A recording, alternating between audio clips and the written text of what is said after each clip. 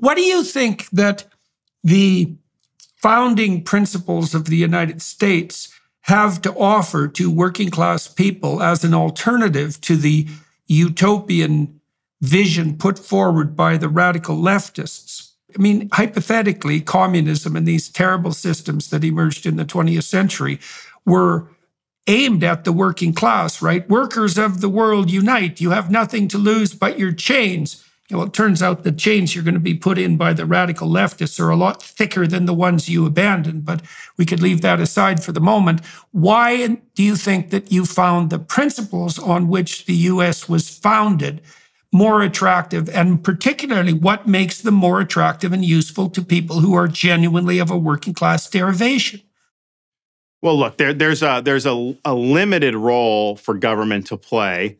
And there's a limited role for these ruling elites. And I think when you look at things like communism, you're right. The chains are even thicker for the working class. But man, the entrenched elite class, they do very, very well. And they live very high on the hog. And you saw that. I think when we understand what role government has played in holding people back, a more limited government provides more opportunity. I mean, some of that is just what's the proper scope and power of the federal government. For example, now you have a movement through the bureaucracy, not even legislated by Congress, to force everyone to buy an electric vehicle. Well, if you're somebody that is a truck driver or a plumber making a pretty good living, do you really want that type of vehicle? How much more is that going to cost you? All these other things.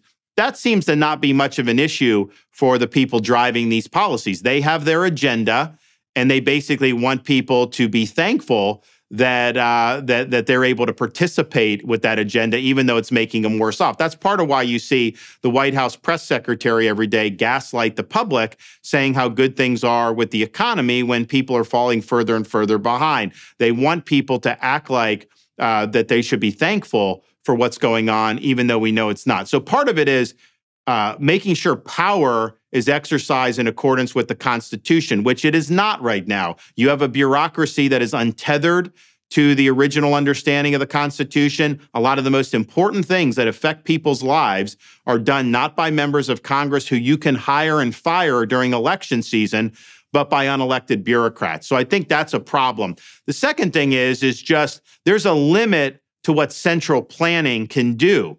We saw the Great Society and the War on Poverty in the 1960s, where they said, look, if we just have these smart people in these government bureaus, we put money into it, they're going to be able to eliminate poverty in this country, and this will just be a great social triumph. Well, what ended up happening was they ended up creating a culture of dependency. They made it more difficult for people to rise out of those circumstances, and they facilitated dysfunction that we're still living with this very, very day. So I think it's just a skepticism of government being able to do all these things to change and mold society in the way they do, and also a skepticism about government power being exercised in big ways by unelected bureaucrats. Mm-hmm.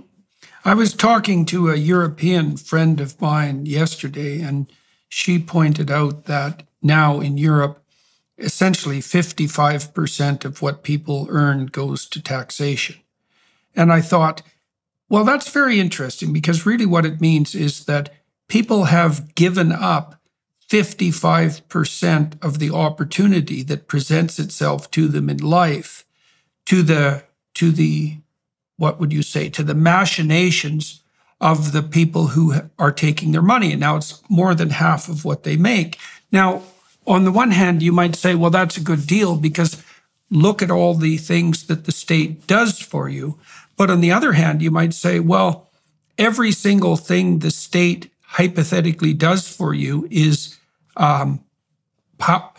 power, responsibility, and opportunity that has been taken away from you, that you can no longer exercise yourself locally. So that takes a fair bit of the meaning out of your life, right? I mean, if it's on you to do things properly, then that gives you something genuine and worthwhile to do. And if that's handed down to you from the top down, then you're in an infantile and dependent condition. You talked about a culture of dependency, and that actually hollows you out. So as the state becomes more tyrannical, people become more slavish, and that's very hard on them existentially too, because it deprives them of meaning.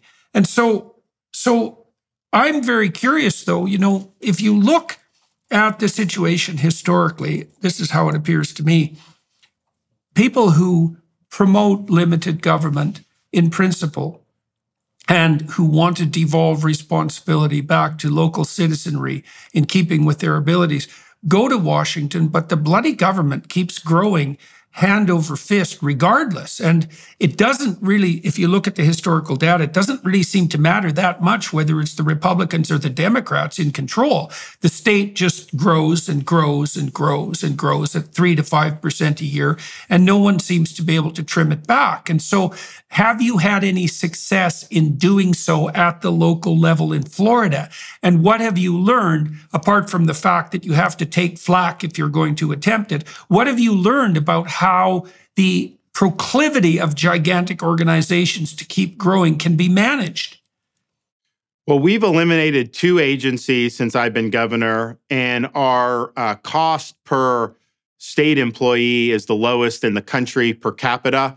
And we have either the lowest or close to the lowest number of state employees